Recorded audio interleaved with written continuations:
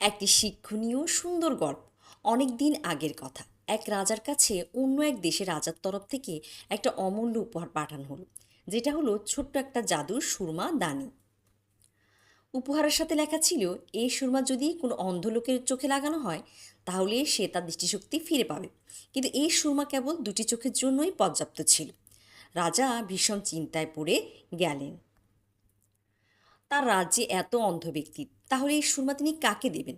অনেক চিন্তাভাবনা করার পর রাজার মনে হলো তার এক মন্ত্রীর কথা, যিনি চোখে দৃষ্টি হারানোর কারণে রাজকার্য ছেড়ে দিয়েছিলেন।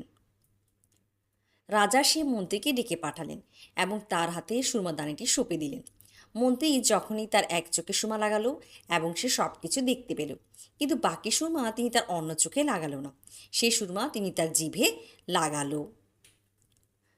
রাজা অবাক হয়ে মন্ত্রীকে বলল, এটা তুমি কি করলে? এখন তো সারা জীবন তুমি এক চোখ দিয়েই দেখবে।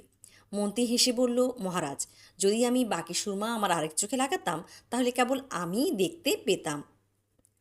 কিন্তু এই সুরমা আমি আমার জিভে লাগিয়ে এর স্বাদ গন্ধ নিয়ে বুঝতে পারলাম এটা কিভাবে বানানো হয়েছে। এখন আমি নিজেই এই সুরমা বানাতে পারবো, আর এই সুরমা দিয়ে হাজার লক্ষ মানুষের চোখ ঠিক করে দিতে পারবো। আসলে সত্যিকারে যাদের মধ্যে মনুষ্যত্ব আছে, তারা কেবল নিজের স্বার্থটাই দেখে না, শুধুমাত্র নিজের ভালোর জন্যই কাজ করে না।